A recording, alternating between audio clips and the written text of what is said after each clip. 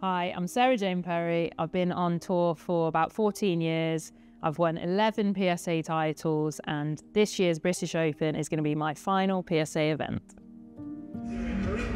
Sarah-Jane Perry.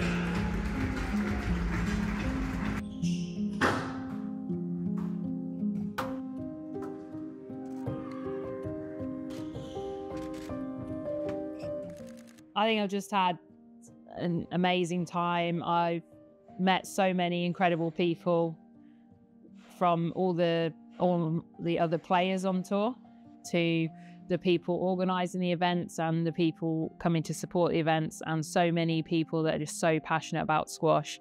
So that's definitely something that's going to stick with me for forever, and I feel very privileged to have lived this life and been able to do something I love as my job for so long. So and also grateful to my body for just about allowing me to as well.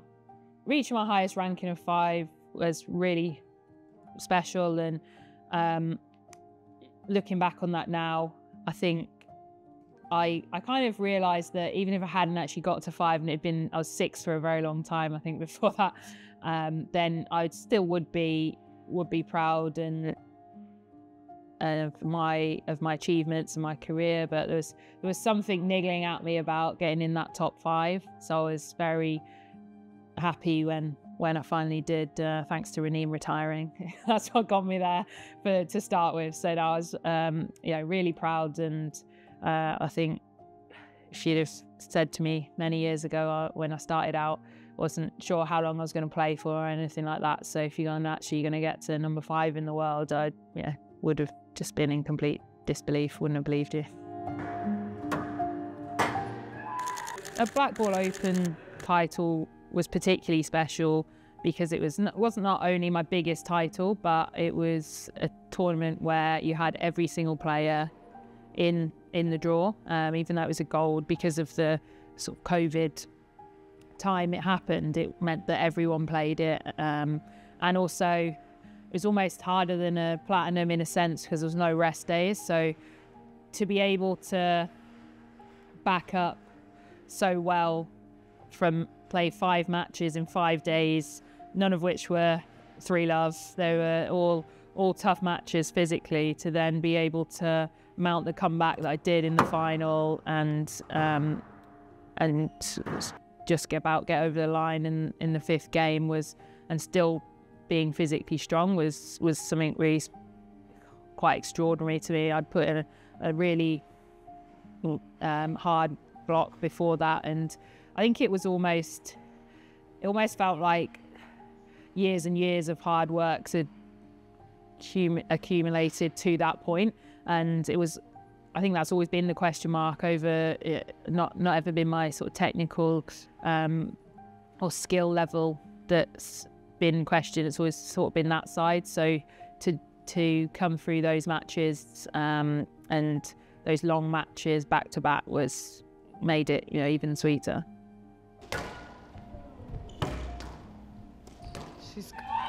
She's done it. That's brilliant.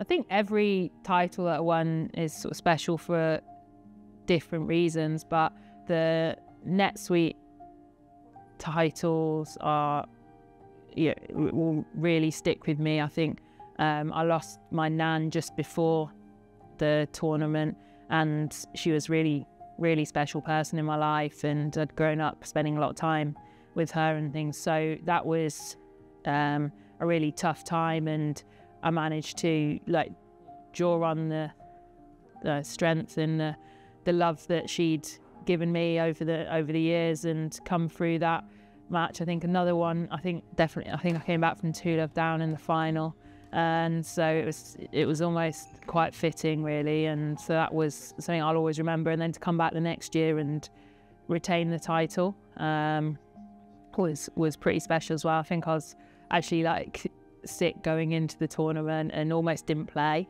I didn't practice the day before the tournament. I think this literally was in bed trying to just rest, and managed to come through again quite quite a tough draw. Now when you look back on it, I played Salma Hani in the first round, so it was a tough draw, and to come through those matches is always special. But that's San Francisco particularly takes sort of like a special place in my heart for those two. And then, like I said, British Open runner-up was to be part of the first all-British British Open final for a number of years.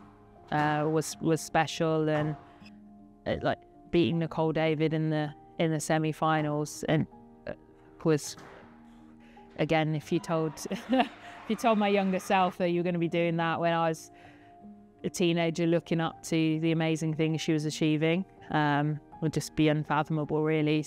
So it was really special and I think that's to have a British Open final and do belt is pretty amazing. I was pretty gutted not to win it at the time, but I can appreciate that. I can appreciate the achievement of getting to that final and how special that was up in Hull.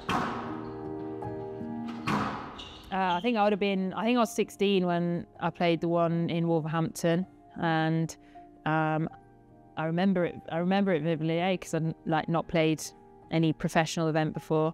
I hadn't barely even watched many, and so it was pretty cool to go not too far from my house and play in qualifying at the Wolverhampton Open, and that excitement got cut short pretty quickly with quite a comprehensive loss, but also a nice black eye from a follow through. Back then we didn't have to wear goggles on tour even if you're a junior, so I didn't wear them, and to my mum's horror when I got hit right on the eye socket.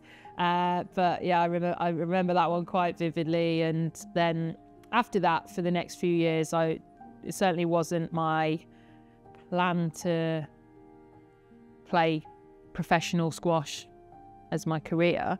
I was just playing a few events here and there because I was enjoying it and I liked them, and went over to Dublin to play in that one because I've got family there, and my mum came with me, and we had a nice time. And I don't remember too much about that one, actually.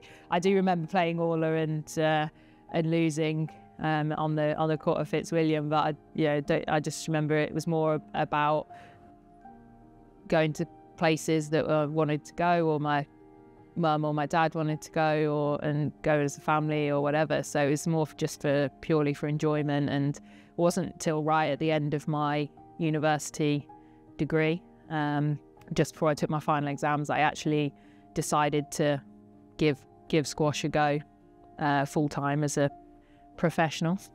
I think I'm going to be exploring a few different avenues. Obviously, I love squash, so I'm hoping to stay in squash to some extent. I've been coaching one or two juniors from my club for a little bit now, so carry on doing a bit of that.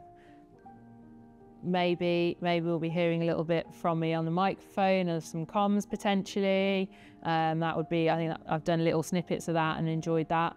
And then there's various other bits I'm going to be doing, but I definitely want to stay in squash to some level and some degree. And I think having experienced it from my side myself, I don't think there's enough female coaches, so we'll see how that sort of road goes, and things like that. But I think, yeah, this is my love for squash isn't going anywhere, so hopefully it is. And I'm hoping to continue playing. We'll see to what level and things like that. Just I think, yeah, the time has come where the traveling is a lot, and you've done it for a long time, and your 3-year-old would like you at home a bit more often, which is incredible. So I can't wait to spend more time with Elijah, and just as well, I think sit in what I have achieved in the last 14 years, and take a moment to sort of process all of that. And I think I've purposely set things up where I can explore the other options without committing too early to one thing, and just be able to see what I enjoy, what's gonna spark and ignite that passion further, and how can I,